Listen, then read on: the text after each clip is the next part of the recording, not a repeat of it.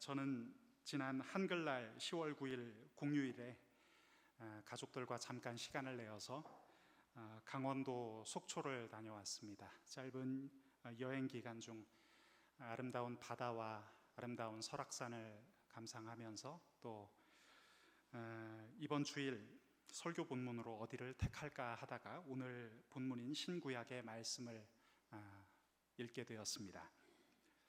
오늘은 특별히 청년의 총회와 임원 선거가 있는 날이어서 교회의 일꾼 그리고 교회의 리더에 대해서 잠시 생각해 보는 시간을 갖고자 합니다.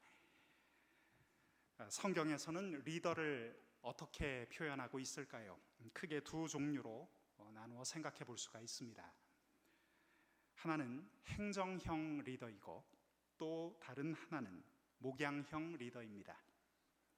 먼저 행정형 리더란 행정 및 기획 등의 업무를 맡아보는 리더를 말하고 있는데요, 제가 몸담고 있는 청년부 사역에도 이런 성격의 리더들이 있죠. 대부분의 청년 대학부에 있는 회장, 부회장, 총무, 회계, 서기 이런 직분입니다. 또 다른 리더 유형인 목양형 리더는 사람을 돌보고 양육하는 역할을 맡죠. 주로 소그룹과 관계되어 있는 리더라고 볼 수 있습니다. 지금 말씀드린 이 두 가지 리더십 유형, 행정형 리더와 목양형 리더는 모두 성경적인 근거를 가지고 있습니다. 그것이 오늘 우리가 읽었던 본문의 말씀입니다.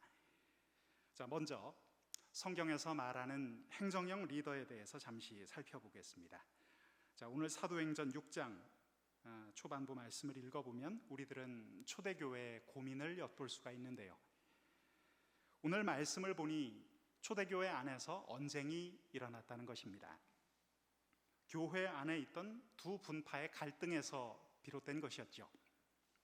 두 분파는 먼저 헬라어를 사용하는 헬라파 그리스도인이 있었고 또 히브리어를 사용하는 히브리파 그리스도인들이 있었습니다.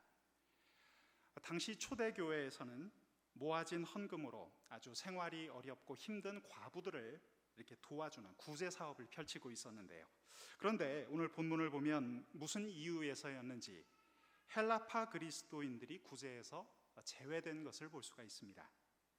이 내용이 알려지자 초대교회 안에서는 논란이 일었죠. 교회가 공정한 행정을 실시하지 못한다는 것이 이유였습니다. 당시 구제 사업의 총책임자는 물론 예수님의 뒤를 이은 12사도였죠. 12사도의 본래 임무는 열심히 복음을 전하며 말씀을 준비하고 기도하는 것이었습니다. 그런데 초대교회가 점점 더 부흥하고 커갈수록 본래 맡았던 임무 외에도 여러 가지 다른 일들이 계속 생기게 된 것이죠. 초대교회 내 성도 수가 늘어나고 헌금이 늘어날수록 그에 따른 부수적인 행정과 재정 업무까지 맡게 된 겁니다. 점점 늘어나고 있는 성도들에게 하나님의 말씀을 잘 가르치고 복음 전하기에도 참 바빴는데 다른 업무까지 신경을 쓰고 맡아보려니 종종 실수가 발생을 했습니다. 이에 사도들은 고민에 빠졌습니다. 어떻게 하는 것이 교회를 보다 교회답게 만드는 일일까? 그들은 그런 고민을 안고 기도를 거듭하던 중에 마침내 초대 예루살렘 교회의 모든 제자들을 불러놓고 이렇게 말했죠. 오늘 본문 사도행전 6장 2절에서 4절까지의 말씀, 우리 자막을 보면서 함께 읽겠습니다. 시작. 12사도가 불러 이르되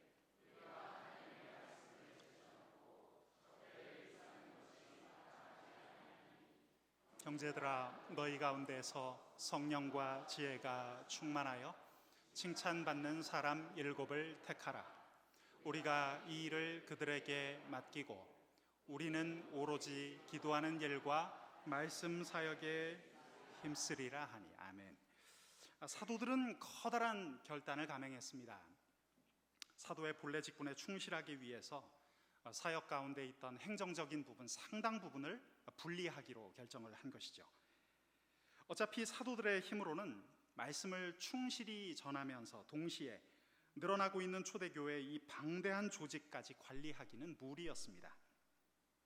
이러한 사도들의 결단에 초대교회 성도들은 찬성과 지지를 보내주었죠.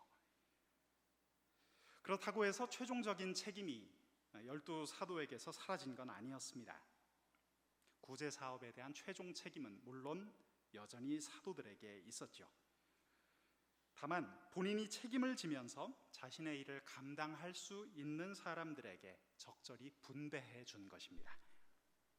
사람들은 사도들의 이 제안을 참 좋은 의미로 받아들였습니다. 그래서 사도들은 오늘 말씀에서 보듯 성령과 지혜가 충만한 사람 7명을 선출할 수가 있었죠. 그리고 그들에게 기도해주고 안수해 주었습니다. 이 7명의 이름이 오늘 성경 본문에 소개되어 있는 것을 우리가 보았습니다. 말씀을 다시 보죠. 사도행전 6장 5절의 말씀 읽으면서 우리 확인해 보겠습니다. 함께 읽습니다. 온 무리가 이 말을 기뻐하여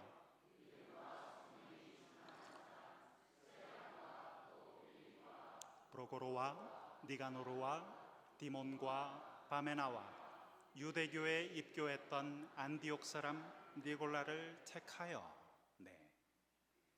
이들의 이름을 보면 당시 디아스포라 유대인들, 그러니까 헬라파 유대인에게서 흔히 발견될 수 있는 이름이었습니다.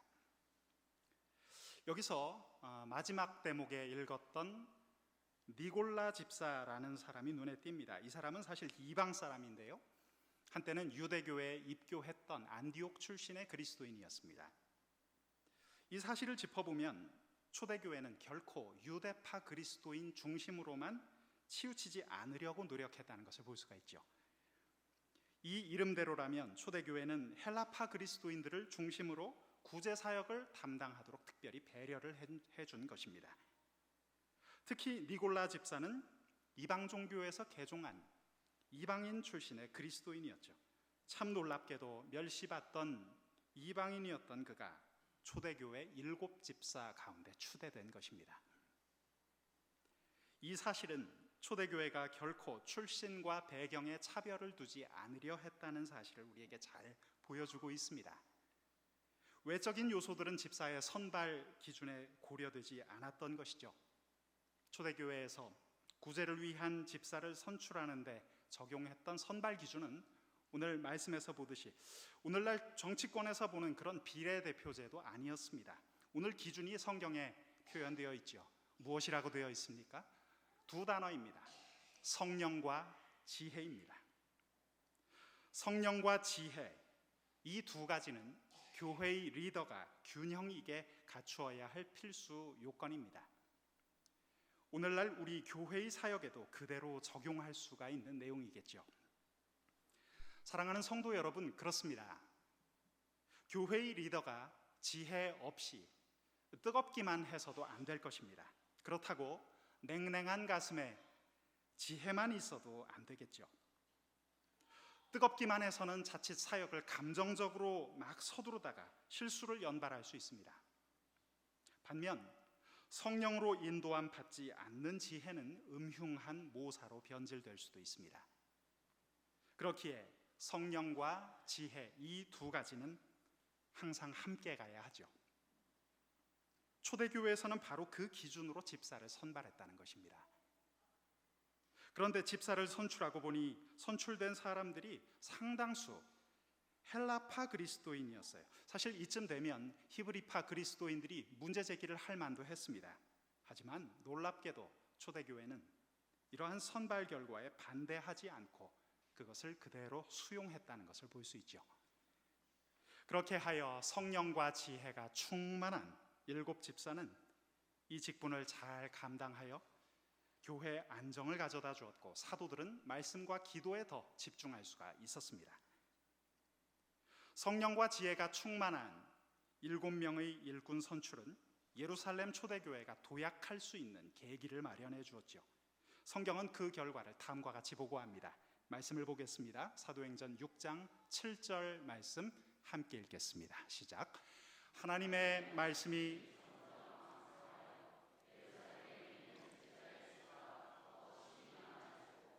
허다한 제사장의 무리도 이 도에 복종하니라. 그렇습니다. 사도들의 결단으로 7집사가 선발되었고, 이 사건은 초대교회의 성장을 더욱 더욱더 촉진시켰죠. 초대교회의 이러한 결정이 오늘날까지도 사실 이어져 있습니다. 대부분의 교회에서 이런 것을 제도로 준비해 놓죠. 이를테면 교육위원회, 사회봉사위원회 이런 등등의 행정사역들은 말씀을 맡은 목회자, 교역자들 이외에도 성도들 중 섬김이 가능한 분들이 함께 참여하는 영역이기도 합니다. 제가 지금 섬기고 있는 청년 사역에서도 이러한 행정적인 부분이 제도화되어 있죠. 흔히 임원이라고 불리는 제도가 바로 그것입니다. 임원은 청년 사역에서 대표적인 행정형 리더입니다. 이것은 교역자 홀로 행정 업무 전반을 맡아서 처리하기에는 상당히 비효율적인 면이 있기 때문에 보다 효율적인 사역을 위해서 마련한 제도죠. 즉 행정형 리더의 직분은 교역자와 함께 청년 사역을 보다 효율적으로 수행하고 복음을 효과적으로 수행하도록 돕는 조직입니다. 청년 사역에서 보통 임원들은 많은 자율권을 갖지만 항상 교역자의 지도 아래 사역하는 것이 일반이죠. 자, 먼저 우리는 크게 두 가지 리더의 종류 중에서 행정형 리더에 대해서 먼저 살펴보았습니다. 다음으로 오늘 성경에서 말하는 목양형 리더에 대해서도 살펴보겠습니다. 목양형 리더의 성경적인 근거는 오늘 우리가 읽었던 본문 가운데 나옵니다. 출애굽기 18장에서 찾을 수가 있는데요. 모세가 이스라엘 백성을 이끌고 애굽을 탈출하여 광야에 이르렀을 때 한 사람이 그를 찾아왔습니다. 바로 모세의 장인이었습니다. 모세의 장인 이름이 오늘 본문에 소개되어 있죠. 이드로라는 사람입니다. 모세의 장인 이드로는 출애굽 당시 하나님께서 이스라엘 백성들을 위해 행하셨던 기이한 일들을 소식으로 전해 듣고 광야에 있는 모세를 찾아왔죠. 그래서 장인과 사위인 이 두 사람은 하나님께 예배를 드리고 음식을 먹고 교제를 했습니다. 그런데 오늘 출애굽기 18장 본문을 보면 다음 날 아침 장인인 이드로가 잠에서 깨어 깜짝 놀라는 모습을 볼 수 있습니다. 수많은 이스라엘 백성들이 이른 아침부터 모세를 찾아와서 그의 곁에 줄 서서 기다리고 있는 모습을 보게 된 것이죠. 백성들은 해가 지도록 그치지 않고 계속해서 줄을 지어 모세를 찾아왔습니다. 이드로는 이게 무슨 영문인지를 몰라 어찌 된 것인지 물었습니다. 그러자 사위인 모세는 이렇게 답하죠. 15절 16절 말씀 자막이 있으면 한번 띄워줘 보시기 바랍니다. 네, 함께 읽겠습니다. 모세가 그의 장인에게 대답하되 백성이 하나님께 물으려고 내게로 오미라. 그들이 일이 있으면 내게로 오나니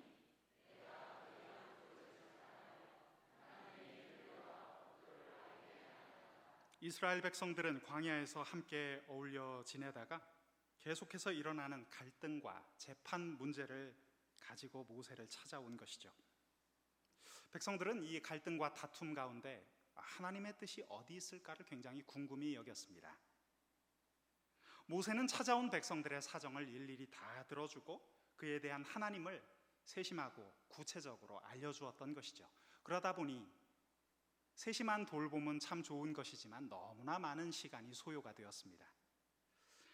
학자들에 따르면 당시 광야에 머물던 이스라엘 백성들을 보통 약 200만 명 정도로 추정한다고 합니다. 상당한 인구죠.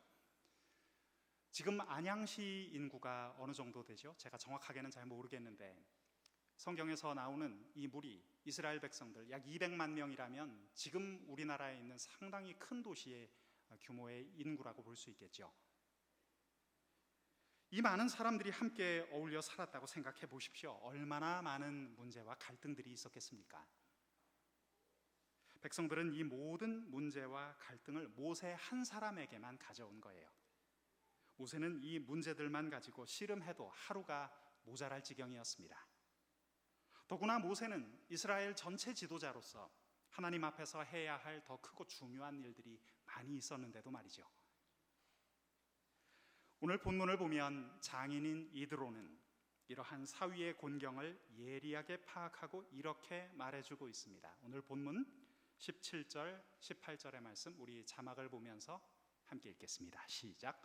모세의 장인이 그에게 이르되 내가 하는 것이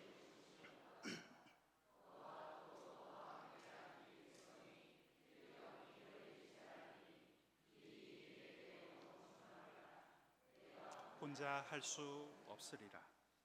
이 말씀을 보면 참 장인인 이드로의 지적이 적절하다는 것을 볼 수 있습니다. 참 지혜로운 장인을 만난 것 같아요. 이렇게 친절하게 안내해주는 이드로의 모습을 보다가 저는 어제 돌아가신 이광빈 장로님 생각이 났습니다. 어제 오후부터 오늘 출애굽기 18장 본문을 계속해서 묵상하는데 계속해서 장로님 생각이 났습니다. 장로님 참 친절하셨던 분인 걸로 제가 기억을 합니다. 제가 지난 봄에 장로님 잠깐 만난 기억이 있습니다. 교회 골목길이었는데요. 주일 사역을 다 마치고 늦은 오후에 이제 집에 가려고 차 시동을 켜려고 하는데 저 뒤에서 김 목사님 하고 이렇게 부르는 소리를 들었습니다. 그래서 이렇게 뒤를 돌아보니까 이광빈 장로님이셨어요. 장로님께서 이렇게 다가오셔서 말을 건네주셨습니다. 우리 장로님 그 특유의 환하고 밝게 웃으시는 그 미소 기억하실 거예요, 성도 여러분들. 그 미소로 저를 반겨주시면서 제가 이제 그때 교회 온 지 얼마 안 됐을 때인데 여러 가지 참 세심한 배려를 해주셨어요. 요즘 교회 생활하시는데 어떤 어려움은 없으신지 이런 것도 물어보시고 또 집은 어디신지, 교회까지 출퇴근하시는데 몇 분이나 걸리는지, 어떤 불편함은 없는지 계속해서 체크를 해주셨어요. 제가 짧게 만나 뵈었지만 참 세심하고 따뜻한 분이라는 인상을 지울 수가 없었습니다. 장로님 또 한 번씩 저랑 조금 이제 친해지고 나서는 지나가시다가 또 한 번씩 이렇게 얘기를 하셨어요. 김 목사님, 저 실로암이라는 찬양 좀 불러주세요 그러셨어요. 제가 그 찬양 좋아해요 그러시더라고요. 실로암 불러주세요. 이 찬양 부르면 아마 어르신들 많이 좋아하실걸요 그러시더라고요. 저에게 아주 적절한 또 조언을 해주셨습니다.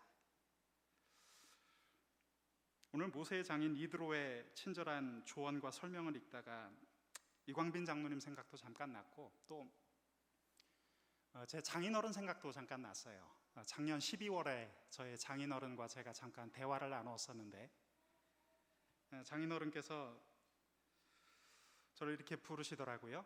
요번에 안양에 있는 대광교회 청년부로 부임을 하게 되었다지. 예, 그렇습니다. 그랬더니 김 목사, 너 요즘 최고의 리더십이 뭔지 아냐? 그래서 잘 모르겠는데요. 그랬더니 박항서 리더십이라고 들어봤어? 그러시더라고요.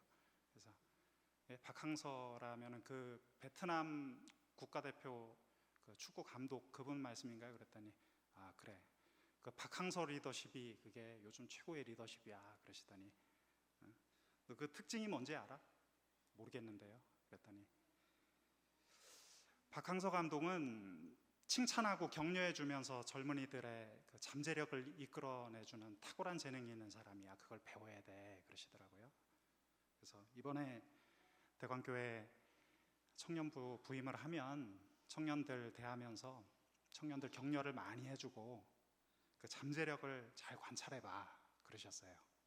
그 이제 제가 대광교회 오기 전에 이제 박항서 리더십이라는 이제 사명을 안고 교회에 온 거예요.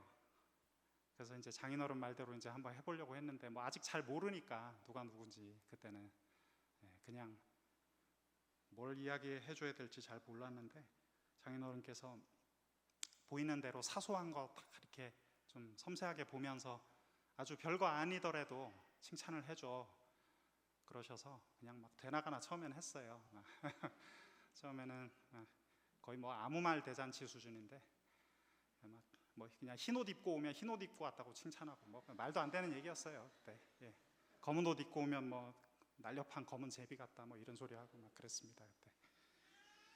또 뭐 겨울에 시원한 캔콜라 마시고 있는 친구 보면은 야 너는 뭐 이 추운 겨울에 그런 차가운 콜라를 마시다니 뭐 상남자구나 뭐 이런 소리 하고 또 뭐 아브라함의 아들이 뭐 이삭이라고 대답하는 친구 있으면 야 너는 정말 성경 지식이 해박하구나. 다 유년부 친구들도 아는 거죠 그 정도는. 그렇게 얘기를 하고 그랬어요. 근데 이제 그렇게 자꾸 실습을 하다 보니까 진짜 청년들의 그 섬세한 부분, 장점, 잠재력 같은 것들이 이제 눈에 들어오기 시작했어요. 찬양을 아주 잘하는 친구가 있으면 야 너는 그동안 뭘 했길래 이렇게 노래를 잘하냐 이제 뭐 이런 얘기도 해주고 주차를 잘하는 친구가 보이면 야, 너는 군대 있을 때 운전병했냐? 왜 이렇게 운전을 잘하냐? 이런 얘기도 하고, 하루는 헤어스타일을 아주 독특하게 하고 온 친구가 있으면 참 너의 머리 모양은 창의적이구나, 그런 소리도 하고 했습니다. 지금 생각해 보면은 그런 연습들이 청년들의 잠재력을 보는데, 안목을 기르는데 도움이 많이 됐던 것 같아요. 저에게 그 지혜로운 어른의 조언이 참 중요합니다. 오늘 본문의 말씀을 보면서도 그런 것을 많이 느끼는데요. 우리 교회 안에도 지혜로운 어르신들이 많이 계시죠. 우리 젊은이들 보시면 참 지혜롭고 적절한 조언들을 아끼지 말아 주셨으면 좋겠습니다. 그런 귀한 만남들이 있기를 바랍니다. 우리 옆에 있는 분들과 한번 인사 나눠보실까요? 좋은 만남이 있기를 바랍니다. 한번 인사 나눠주시겠습니다. 네, 모세는 장인인 이드로의 조언을 잘 받아서 이제 개선을 해나가기 시작했어요. 이드로의 말이 맞았어요. 그 상태로 그대로 갔으면 모세의 에너지가 다 소진되었을 거예요. 그래서 서로 나누어 맡고 서로 돕고 세워주는 일이 필요합니다. 하나님의 교회 안에서, 우리가 다니는 이 교회 공동체 안에서 정말 그런 것이 필요하죠. 이드로는 오늘 본문 21절 22절 말씀을 보면 하나님의 뜻을 백성들에게 효과적으로 전달해 줄 수 있는 지혜로운 방법을 좀 더 구체적으로 이야기를 하고 있습니다. 우리 자막을 통해서 21절 22절 오늘 마지막으로 한번 읽어보겠습니다. 함께 읽습니다. 시작. 너는 또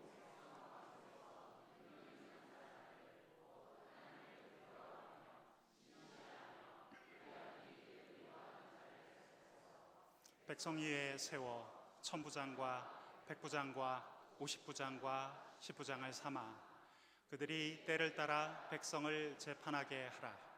큰 일은 모두 내게 가져갈 것이요 작은 일은 모두 그들이 스스로 재판할 것이니 그리하면 그들이 너와 함께 담당할 것인즉 일이 내게 쉬우리라. 아멘. 이드로는 지금 말씀을 보면 이미 그 당시에 아주 오래전인데도 소그룹의 효율성을 잘 파악하고 있었던 것 같아요. 이드로의 제안을 오늘날 우리 교회 사역에도 그대로 적용해 볼 수 있습니다. 먼저 하나님을 경외하고 마음이 진실되고 리더의 자질을 잘 갖춘 사람을 선발한 후에 적절한 규모의 그룹에다가 맡기는 것이죠. 오늘 본문에서는 10부장, 50부장, 100부장, 1000부장 이런 표현이 있지만 오늘날로 치면 소그룹, 중그룹, 큰 규모의 대그룹, 이런 리더로 세울 수가 있는 겁니다. 이 점은 오늘날 교회 사역, 특별히 청년 사역에서 다룰 매우 중요한 사실들을 우리에게 알려주는데요. 여러분, 우리가 지금 드리고 있는 이 주일 예배 얼마나 중요합니까? 사실 목숨을 걸고 드려야 하는 것이 주일 공예배입니다. 그런데요, 오늘날 교회 사역에서 소그룹의 중요성도 못지 않습니다. 특히 청년들을 향한 실질적인 목양이 소그룹에서 잘 이루어져요. 서로 간에 대화 나누면서 인격적이고 친밀하고 신뢰할 수 있는 관계가 소그룹에서 형성되는 것이죠. 우리 어른들도 있습니다. 구역 모임 나가시잖아요, 그죠? 우리 어르신들은 구역 모임 나가시고 우리 청년들은 예배 마친 후에 셀 모임하고, 이 모임들이 굉장히 중요합니다. 소그룹은 제자 훈련, 제자 양육 차원에서도 굉장히 중요한 요소인데요.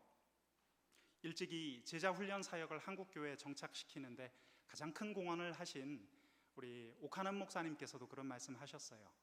소그룹 환경이 제자 훈련 사역 활성화에 굉장히 중요하다는 말씀을 하셨습니다. 여러분, 주일 예배를 통해서 우리 교회 전체에 선포된 하나님의 그 메시지를 각 사람 개개인의 구체적인 삶에 적용하도록 돕고 격려하는 것, 그것이 소그룹의 역할이죠. 인생을 살면서 어렵고 힘든 일이 있을 때 옆에서 든든한 위로와 기도로 지원해 줄 수 있는 곳, 그것이 소그룹입니다. 한 교회 안에 수십 개, 수백 개의 소그룹이 있을 때 사실 교역자가 모든 그룹마다 완벽한 돌봄을 할 수 있다는 것은 사실 무리입니다. 교회의 규모가 더 클수록 그렇겠죠. 그랬다가는 오늘 모세 이야기처럼 하루 종일 그런 문제들에만 파묻혀 있을 수 있어요. 교회 사역에서, 특히 청년 사역에서 목양이 제대로 이루어지려면 소그룹을 담당할 수 있는 목양 리더와 소그룹이 잘 세워져야 합니다. 저는 내년에 우리 청년부 사역에서 이 부분 굉장히 중요하다고 생각하고 준비를 하고 있습니다. 교회가 더욱 크게 성장할수록 일정한 수의 소그룹 리더들을 보다 세심하게 관리할 수 있는 중그룹의 목양 리더, 대그룹의 목양 리더도 필요할 거예요. 이처럼 효과적인 소그룹 사역은 공동체의 에너지를 무리하게 소진시키지 않고 정말 집중해야 할 곳에 포커스를 맞춰 집중할 수 있도록 도와줍니다. 여러분, 우리 교회 구역 모임, 청년들 셀 모임이 정말 제대로만 기능하면 우리 교회 공동체 전체가 역동적으로 변모하며 생기가 넘칩니다. 사랑하는 성도 여러분, 오늘 우리는 사도행전의 말씀 그리고 출애굽기의 말씀을 함께 읽어보았죠. 교역자와 함께 뛰는 교회 평신도 리더들의 모습에 대해서 생각해 보았습니다. 사랑하는 성도 여러분, 목회자로서 우리 교회를 성실히 섬겨주시는 사랑하는 위임 목사님과 또 모든 부교역자들을 위해서 기도해 주시기 바랍니다. 그리고 교회를 위해 헌신하고 계신 우리 교회 장로님들, 권사님들, 집사님들, 교회 모든 중직 리더들 위해서 기도해 주시기 바랍니다. 그리고 우리 대광교회의 미래인 우리 교회 청년들, 청년 리더들을 위해서도 기도해 주셔야 합니다. 오늘 사부 예배 후에는 말씀드린 것처럼 청년의 총회를 개최하여 1청년부, 2청년부 임원 선거를 실시합니다. 성도 여러분의 많은 관심과 기도가 필요합니다. 사랑하는 여러분, 우리가 함께 2인 3각의 한 조처럼 마음을 같이하여 주님의 기쁨이 되기를 다짐하면서 힘차게 달려갈 때 우리 교회 구석구석마다 영적인 활력이 넘칠 것입니다. 그때 우리의 마음이 주님 안에서 하나로 모일 것이고 우리 안에선 영적인 소통과 교제가 일어날 거예요. 하나님의 말씀으로 누리는 그 능력과 평안의 물결이 교회 모든 곳을 돌며 흘러갈 것입니다. 사랑하는 성도 여러분, 우리 대광교회 앞에 보여주실 놀라운 비전과 빛나는 미래를 함께 꿈꿔 봅시다. 우리 주님께서 함께 해 주실 것입니다. 기도하겠습니다.